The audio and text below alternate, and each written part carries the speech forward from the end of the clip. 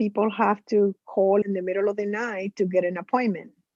So at some point, it will be good if we either implement a door-to-door approach or bring the vaccine to the community, to the local churches, the local organization, in which people feel comfortable. What would be the most significant difference between a fully reopened city and the current stage we are in now? The amount of people in the restaurant and in closed place. That's going to be the big difference. Right now, we have 25% capacity. So you get a lot of space between the tables, and people are, for the most part, keeping up with the guidelines. If we go fully open, that may not happen. Even though a lot of people are getting vaccinated, there are still concerns about new variants. What kind of effect do you think the new variant would have on the city's reopening plan? We know that the vaccine were developed when we had only a single variant. Even in New York City, we have identified other variants that the vaccine may not be 100% effective against. So that's something to consider as we reopen. The city's plan is to reopen on July the 1st, and the 4th of July is just 3 days away from that. And that's usually a time for big gatherings and celebrations. How can people enjoy this holiday safely? The city is keeping track every week about the rate of positivity, and they have a milestone. So they had to make sure that they are meeting those milestones at least for the 3 or 4 weeks before July 1st. And also tell people to keep this social distancing and mask when they are in public or in crowd gathering. Luisa Burrell, Professor of Epidemiology at CUNY Grad School of Public Health. Thank you for joining us. Thank you. New guidelines from the Centers for Disease Control say that if you're fully vaccinated, you no longer need to wear a mask outdoors. Unless you're in a crowd, that is, like at a Yankees game or at a concert. But after 13 months of the pandemic and reports of variants circulating around the U.S., are New Yorkers really ready to go maskless? Arcelia Martin went to Morningside Park to find out. I'm at the north end of Morningside Park. Raindrops slide off tulip leaves. People are beginning to move around. Runners, dog walkers, kids on their way to school in multicolored rain boots. Regardless of who they are or where they're headed, most are wearing a mask. Like Jonathan Lim, he's sporting a bright blue one. He's not so sure about ditching it just yet. Yeah, I still haven't made a decision on it, on whether or not I will continue to wear a mask outside, but for now I'm going to keep doing it just because it's a habit, it feels good, and I'm vaccinated, but I'm not still 100% feeling safe about everything. In the middle of the park, I met Rajesh Jaraman. He's walking alone and not wearing a mask until I approach him. When it comes to the new guidelines, he said he's all for it. I like it. I'm vaccinated and I'm cautiously getting out, seeing, when nobody's around, I take the mask off and you figure out what the risk is and slowly loosen up. I think it's a good idea. But for some, the new guidelines don't answer all the questions people have about risk, especially when it comes to navigating a big city. Well, I think it's great. It's a little challenging to figure out how to apply that in New York City when you're still running into people, meeting people. Joyce Griggs is a top administrator at the Manhattan School of Music. Part of her daily work is determining what's safest for the college's faculty, staff, and students. It's something that we discuss all of the time and try to provide clear messaging, but there is a lot that's open to interpretation. If I'm in around, I always carry it around me, put it around my chin, just in case there's a large group of people, just for their safety and my safety as well. Robert Ravenscraft likes to work out and doesn't love wearing a mask while doing it. So he's excited about the new guidelines and is fully vaccinated. But for now, he's still going to keep a mask on him when he goes for a run. Okay, well, what can I do? Emmanuel DeSantis is standing in front of the pond on the south end of the park. DeSantis has a full palm of breadcrumbs. We were feeding the ducks, and we are bringing my little son to school. He goes to school right here. Hi, good morning. Hello. His name is Mattia. Mattia? Hi, Mattia. Hi. DeSantis told me he's vaccinated. He said it's why he's not wearing a mask. As a New Yorker, do you feel safe now that you're vaccinated? Yes, I do. I feel very safe. As of this morning, more than a third of New Yorkers are fully vaccinated. Arcelia Martin, Columbia Radio News. When the New York State budget passed this month, some education advocates celebrated. The budget increased funding for CUNY and SUNY, as well as financial support for students through the Tuition Assistance Program, also known as TAP. But as Karen Manirajo reports, one group of prospective students is specifically excluded from this support: prison inmates. Darnell Epps is talking on Zoom from his apartment in Ithaca. At 41, he'll be moving his family to New Haven and starting Yale Law School. So I'm looking to move to Connecticut and then jump into the 1L year with all the students over there, which is going to be intense. So I'm gearing up for that. But hold on one second. Kids in the background, just being kids like I was. It's been a long road to Yale.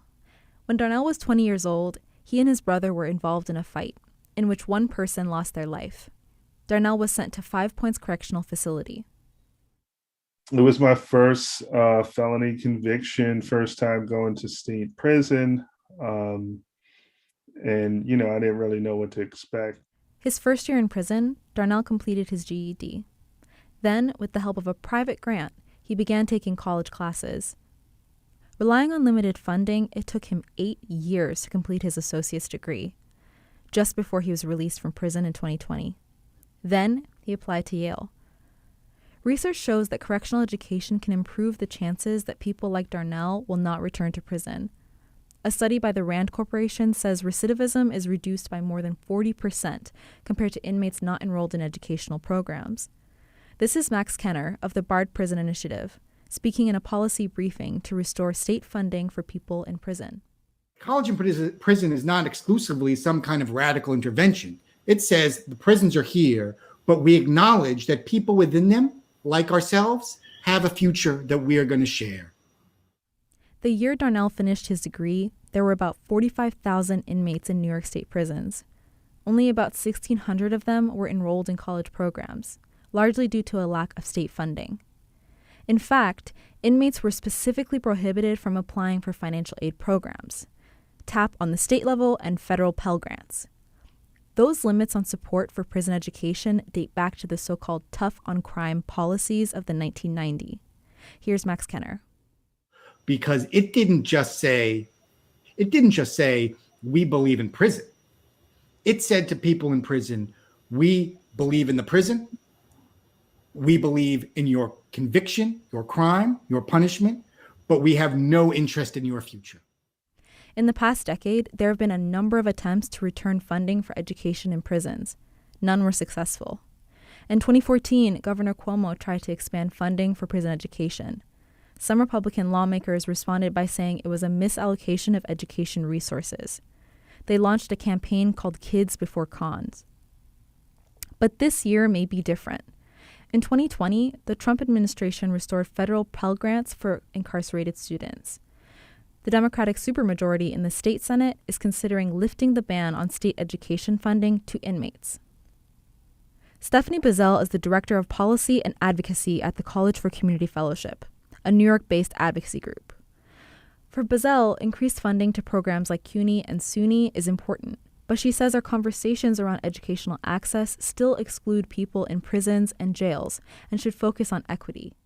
How do we offer people inside the privilege of education? And that's the wrong question. It's how do you justify their exclusion from education? Because education is a right. For advocates of college and prison programs, the goal of restoring TAP eligibility for incarcerated students is still within reach. The bill on the New York Senate floor to repeal the ban on incarcerated students receiving financial assistance is now in committee. Karen Manirajo, Columbia Radio News.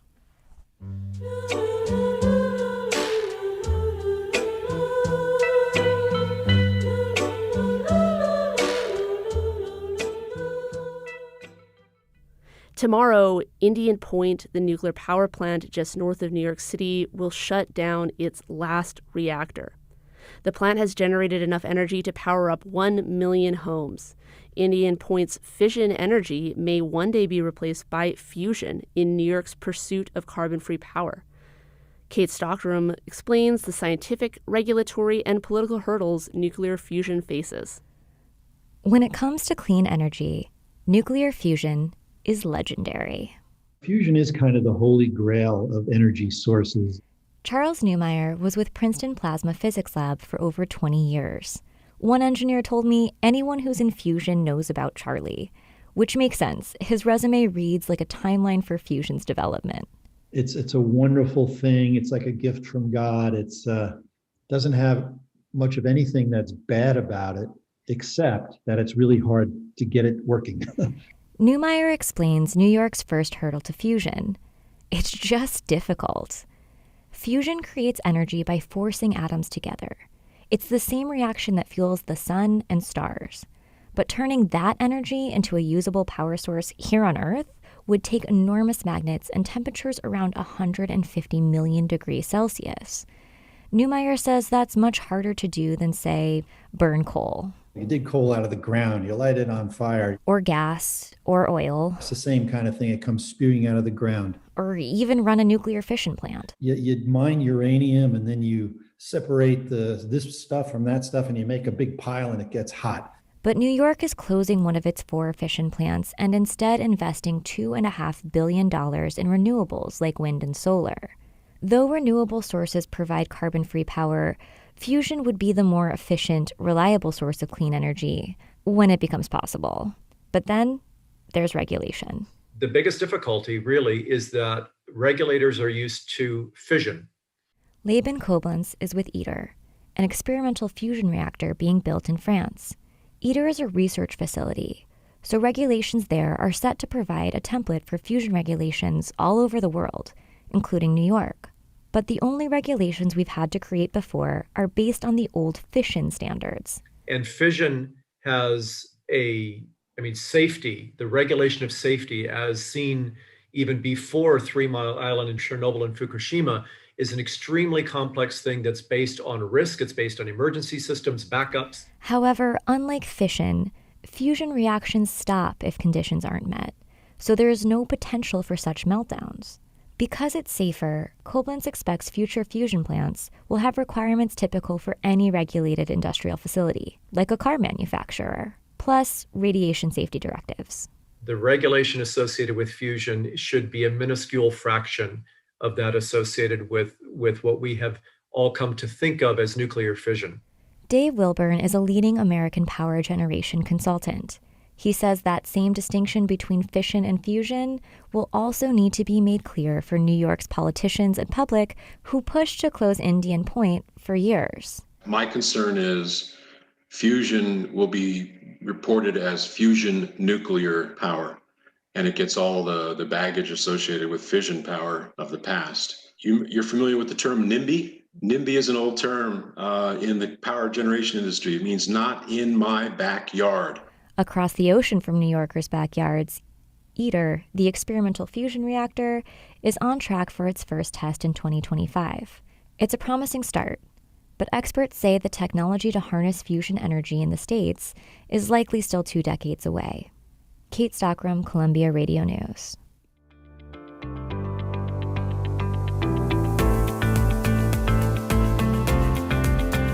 You're listening to Uptown Radio. There's more to come. Stay with us.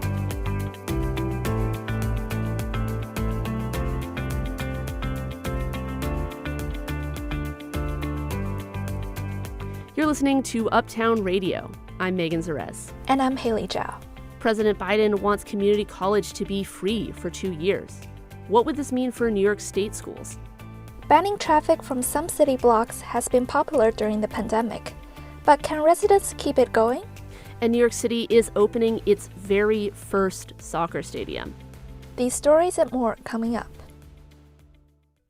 Last night in his joint address to Congress, President Biden announced his plan to make community college tuition free.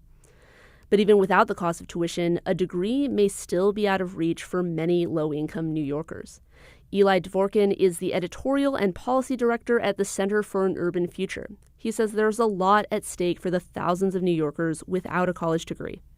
Community college is the doorway into higher education for so many New Yorkers from lower income backgrounds. And, the evidence has shown consistently that a CUNY credential can lead to enormous gains in economic mobility. Free tuition, it's not a new thing for New York. Up until 1976, you could attend any one of the 2 or 4 year colleges in the CUNY system without paying tuition. Today, that's not really the case. What's changed since then? Well, that's right. I mean, the city still has open enrollment for its community colleges, but the tuition bill is pretty high. It's actually one of the higher tuition rates in the nation for a community college. A student is paying, on average, about $5,200 a year. The challenge there is not, though, just that tuition is expensive, but really that the cost of attending college, the true cost of attending college, includes so much more than tuition, from a Metro card or books or technology to just some of the basic living expenses, helping to students keep a roof over their heads and have enough food so that they're attending class without being there on an empty stomach. The reality in New York City is actually that the majority of community college students already attend CUNY tuition-free. The challenge there is that we still have alarmingly low graduation rates in our community colleges. These days, for students in 2-year programs, within 3 years, only about 23 or 24% of students are actually going to earn that credential. That level is just too low. So while free tuition would help, it really won't get at the root of that problem, which is support for all of those non-tuition costs. Right. I mean, one of the programs that I think addresses some of those concerns, and I know that you've written about it, is the CUNY ASAP program, which is a program that provides support for some of those non-tuition costs of attending college. Yeah, absolutely. Well, I mean, I think that's the key takeaway of ASAP. It's been proven to more than double graduation rates at CUNY's community colleges. But the key to that success is that ASAP provides more than just support for tuition. ASAP is really a wraparound set of supports that are directly targeted at college success. So ASAP includes, in addition to the kind of hand-holding that can be so helpful from academic advisors, it also includes a free Metro card. It includes free textbooks. So it addresses some of those non-tuition costs. All of that together leads to dramatic results. If you were managing, this new influx of money, how would you advise lawmakers to direct it? For this investment to really move the needle on college success, to actually help a lot more students earn a credential, it could look a lot like ASAP. In fact, if it was possible to use some of this money to make ASAP a universal program, it would have a transformative impact on CUNY's community colleges. And we estimate that making ASAP universal could lead to more than 16,000 additional students graduating every year. But it's a little bit expensive. ASAP is not a cheap program to implement, given the combination of supports that it requires.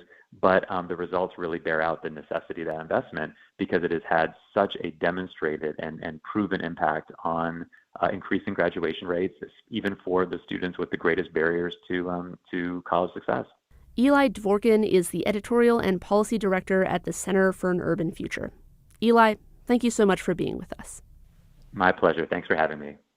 When the pandemic hit last year, crowded sidewalks and other public spaces suddenly felt dangerous. So the city launched the Open Streets program, banning traffic from certain blocks to give people more room to move and to hang out. But as Kat Smith's report, as the city reopens, it's unclear how the program will continue and who will do the work to make it happen. 34th Avenue in Jackson Heights, Queens, is lined by tall, leafy trees. Underneath the canopy on a recent afternoon, Oscar Escobar leads a group of salsa dancers. I love the open street because it's amazing. Each morning at 8 a.m., over a mile of this avenue is transformed into a no-car zone. Barricades block the intersections until 8 p.m. Nearby, 53-year-old Darlene Canino is standing in her driveway, watching pedestrians and smoking a cigar. Everybody comes out, you get to know a lot of people that I never knew that live so close by, so I enjoy it. Leah Diaz is learning how to roller skate. She's 7 years old and covered, head to toe, in protective gear. And also I keep falling. It's really going bad, but I think it's going good. Jesse Willman watches his kids bounce a basketball nearby. He says now they can run straight out their front door and play in the open street. There's always been a lack of park in the neighborhood, and so now it's like all of a sudden we got a brand new park. You can find open streets like this one in Jackson Heights scattered all across the 5 boroughs. Over 60 miles of road in total. Residents I spoke with also believe open streets make biking and walking safer and reduce air pollution in their neighborhood. Gib Vacconi works with a community group that runs 2 open streets in Prospect Heights, Brooklyn. Dozens of these groups exist throughout the city and run the streets. Vacconi says he's amazed by the level of community support. Sometimes you have a terrible crisis, but something really important comes out of it, something that maybe no one would have considered doing before the crisis. And Open Streets is like that. Owen Goodfriend is a professor of urban planning at Hunter College. He says car-free streets aren't revolutionary. In fact, he says, streets have been around a lot longer than cars. And streets have been used as marketplaces, as play spaces, and meeting spaces for hundreds of years. And it's only in the last 100 years that they've been primarily devoted to cars. The city began open streets as a short-term, temporary solution in the pandemic. But residents liked them so much they lobbied the city to make them permanent. So far, Mayor de Blasio agrees. Last month at a press conference, he said the program was a surprising success. We made the decision after the experience in 2020 to make open streets permanent. But it's unclear how that will work. On Monday, the mayor proposed $4 million for the program for the next fiscal year. The funding would provide staffing help for cleanup and barricade maintenance. The city council is expected to vote on a bill today that would require the Department of Transportation to continue the program and provide resources as available. Kyle Gorman is a manager at the Department of Transportation who oversees the open streets. He says the city knows that the program needs more money and manpower to continue. We are committed to the long-term sustainability, viability, and success of this program. Meanwhile, most open streets are still staffed by neighborhood volunteers. They set up barricades that block cars every morning and take them down at night. They also pay out of pocket for programs like yoga classes or block parties. And some residents say it's a burden to continue providing those resources. Jim Burke co-founded the volunteer group of about 40 people that run the open street on 34th Ave in Jackson Heights. He says he was out there every morning helping move the barricades until one day last October. I was like sipping my coffee, I just finished the barricade, and boom. He had a massive heart attack. And luckily, there were 2 volunteers that were also coming from different directions, closing the streets, and they helped. And then someone called their son and got their son to come pick me up and bring me close by to Elmhurst Hospital, and that saved my life. I think it's been extremely challenging given the time requirement, the physical labor requirement. Mike Leiden is an urban planner at the Brooklyn-based firm Street Plans. He consults for 2 community groups that run open streets, one in Fort Greene, Brooklyn, and one on the Upper West Side of Manhattan. He says the city's hands-off approach thus far has put poor groups at a disadvantage. If you are in a wealthier neighborhood where you have a larger number of people working from home, who are able to walk outside, put a barricade back in place, who are able to observe the street, who have resources and friends with resources to help raise funds to make sure these streets are a success and add programming, and the high burden is not shared equitably. Goodfriend, the college professor, also worries about the city's hands-off approach to open streets. He says during the fiscal crisis of the 1970s, the city similarly backed away from managing its parks. And a lot of the city's parks are now run by private nonprofits that are dependent on voluntary participation philanthropically from the public. And I worry that leaving the open streets management, if the city continues to abdicate, it's just going to become little fiefdoms. Back on 34th Avenue, Burke says that even though he doesn't do the barricades anymore, he's still hosting group activities, like bike rides. I've done every single bike ride except the very first one right after my heart attack. Not bad, right? Meanwhile, the city is encouraging neighborhood groups to continue working on their own and also to apply for new streets to add to the program. Kat Smith, Columbia Radio News. And now, the next installment in our series, New York Moments. We are going to march. We're going to take it to the streets. And I want y'all to keep this energy. I want y'all to be loud. I don't want to hear no quiet. We were actually just having dinner and just found this peaceful protest, and we just really wanted to be a part of it. We live down the street, and that's one of the best ways to walk home. Meredith Wilford is here at a Black Lives Matter rally in Hell's Kitchen with her 7-year-old daughter. And, you know, there's only so much you can really explain at that age, but we just explain on how important this was. And I look forward to talking to her more. I want y'all to do more. I want y'all to come out here so I don't have to worry about my kids getting shot and dying. So I don't got to worry about myself dying. I don't want to be out here. I think she's a little overwhelmed at this point. It's more conversations, more talks, and I know her questions will come once she starts processing. Black lives? Black lives? Black trans lives? Black trans lives? You're listening to Uptown Radio. Podcasts available Thursdays at 4:30 p.m.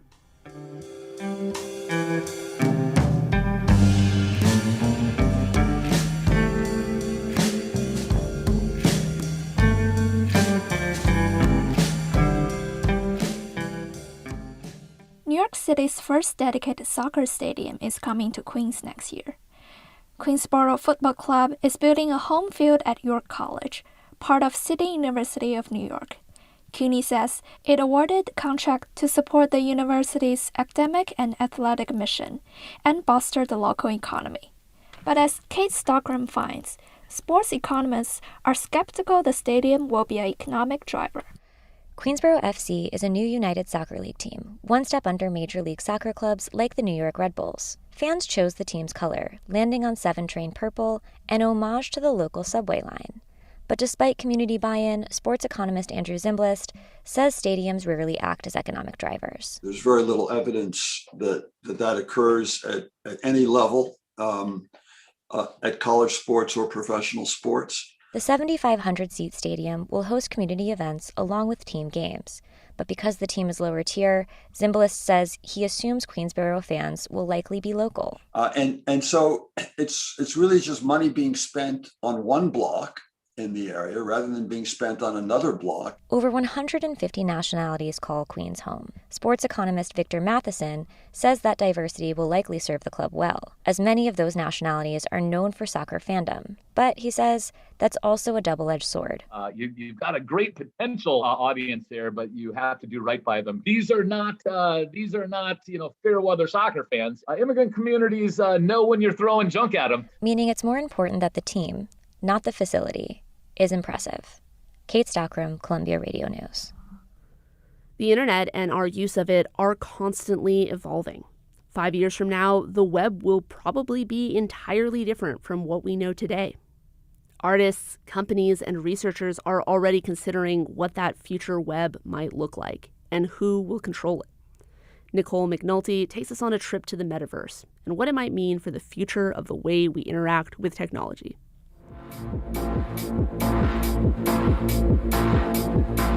It's Saturday night and Sugar Club is happening. There's lights and art and people, or rather avatars that look like people, dancing. We're in a virtual world called Decentraland. You know, everyone's kind of just hanging out, enjoying their Friday night in the metaverse. Jeremy is a digital artist who creates kaleidoscopic moving images. Professionally, he goes by the name Trippy Yogi and is giving me a tour by sharing his screen. I think their main party space is actually up ahead. Oh wait, wrong way. Let's go back in this way. There's a side door off the club that leads to a gallery with an exhibition of digital art. If you click on one of the pieces, you're taken to a marketplace where you can buy that work. Let me step outside. Once you leave the club, there are bursts of color everywhere. vibrant yellow and red trees planted in neatly landscaped orange grass. There are other people walking around, playing games, who you can stop and chat with. You can see buildings, a casino, and even a colossal Bart Simpson. And there are elaborate art installations that would be impossible in the analog world, like giant dancing fish floating high in the air. This is kind of like one of the blockchain-based art districts. Jeremy is setting up his own gallery space in Decentraland. Musicians are holding real concerts here. You can even gamble in a casino. There are slot machines and roulette tables. When you enter, you are greeted by an actual person through their avatar. I approached a female avatar floating in the air and introduced myself. Hi, my name is Nicole. I'm a reporter with Uptown Radio. Hi, Nicole. And this is Erin, and I'm a casino host in Decentraland for the Central Games. Erin says she works full-time as a host in the casino. The most exciting part for me is the fact that anybody can do actually anything in here. It's like Crazy Casino where you can actually play like real games with real money, and you're like in there with your avatar sitting around with everyone in the casino. It's mind-blowing. All these different environments, businesses, galleries in Decentraland are individually owned and operated.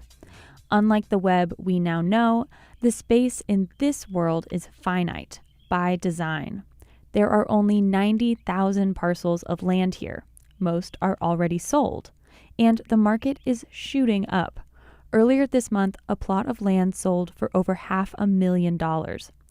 Russ Moreland is a longtime painter and tattoo artist who also sells NFTs of his work on the web. He says he decided to buy some space in Decentraland and set up his own gallery. But then I looked at the prices and it's thousands. Like my wife would probably kill me. She'd be like, no, we could have put a down payment on another house and had a rental property rather than, you buying something in cyberspace kind of thing. Many users of Decentraland simply enjoy playing in cutting-edge reality technology. Others are here to speculate and cash in on the booming land values. Experts say Decentraland is a stepping stone to creating a new kind of internet and a way for all of us to interact with the web. This to me feels very much like the internet in the mid-90s. That's Brian Romero, an artist and former website builder. And I was part of that first .com boom, and I get the same exact feeling I had then, now, about the virtual world space. There are several key features that distinguish Decentraland from the web today.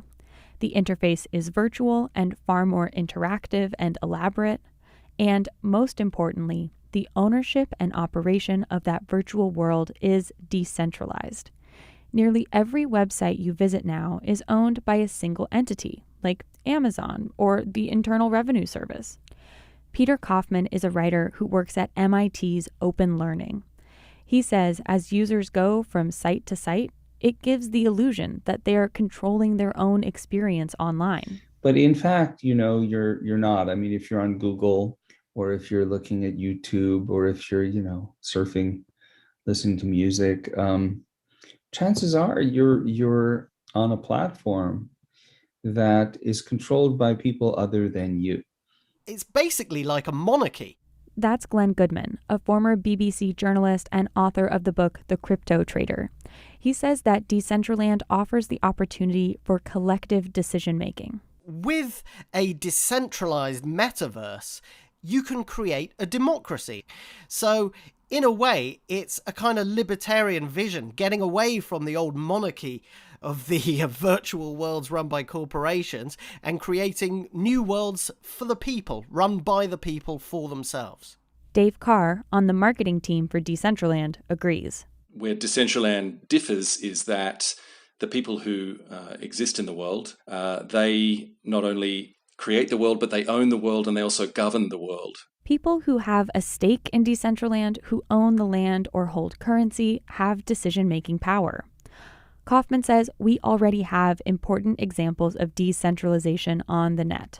Chief among them, I think, is the community of Wikipedians. Wikipedia is just the most awesome institution. It's, non-commercial. But Decentraland is definitely not non-commercial. In fact, experts say it's pioneering a combination of these features: community control, decentralized ownership, a virtual world, and commerce. And this combination is what's keeping companies up at night.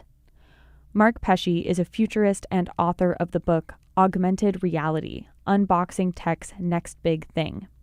He thinks in the next 5 years or so, companies like Facebook, Google, and Apple will draw on this model to develop the next stage of web experiences. He calls them augmented reality products. And then the race is going to be on to see who can really dominate the market for reality, because that's what it comes down to. And that's why Facebook wants it, because Facebook really wants to be able to manage your reality for you. In tech, 5 years is eternity. And for now, the place where these things are being explored is in this nerdy corner of the internet. But Brian Romero says we shouldn't dismiss it, because little things can turn out to be big. You know, everyone's like, yeah, it sounds like it's for nerds and it's not really going to be popular. It sounds like a fad. And we know how the internet turned out. So maybe see you soon in the metaverse. Nicole McNulty, Columbia Radio News.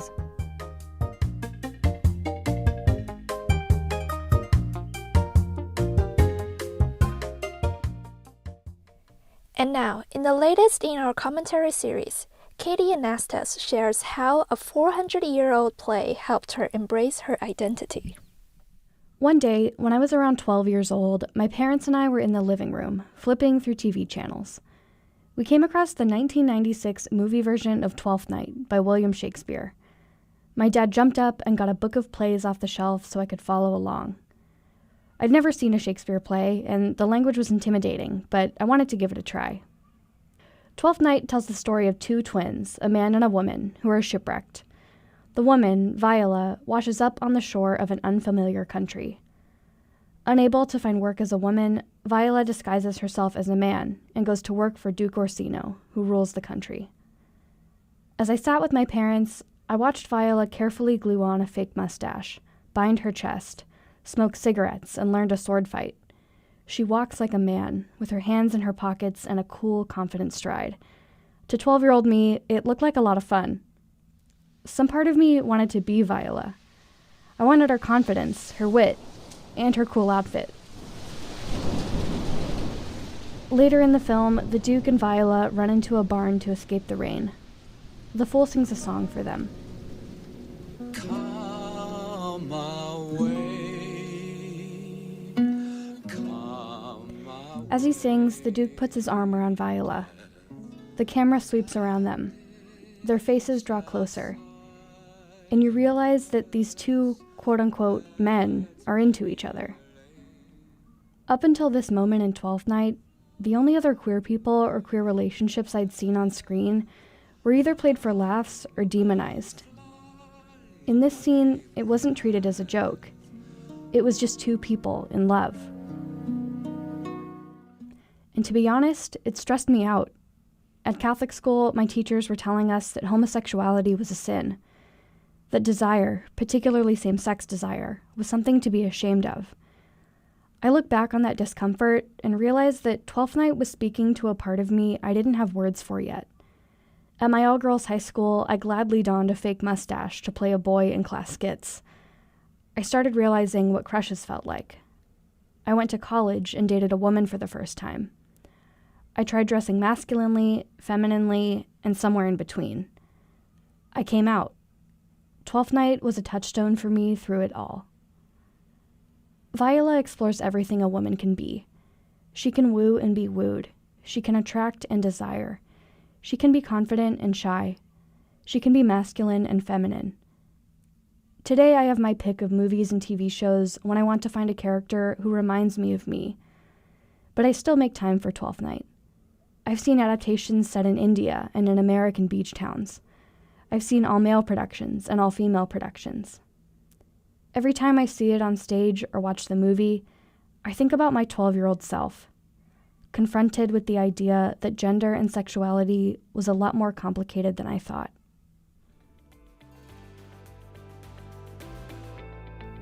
That does it for this edition of Uptown Radio. We hope you enjoyed the show. Executive producer Karen Manirajo ran our show from Manhattan, New York. Leading our staff of reporters was senior producer Layla Dose, with help from assistant producer Jack Truitt. Senior editor Katie Anastas and assistant editor Fei Liu led our copy team. Renee Roden managed our website today, and Kate Stockroom, Arcelia Martin, and Nicole McNulty brought us today's news. Our instructors, Sally Herships, Patty Hirsch, and Ben Shapiro advise our staff. I'm Megan Zerez. And I'm Haley Zhao. Uptown Radio is available on iTunes, SoundCloud, and uptownradio.org on Thursdays at 4:30 p.m. From all of us here at Uptown Radio, thanks for listening.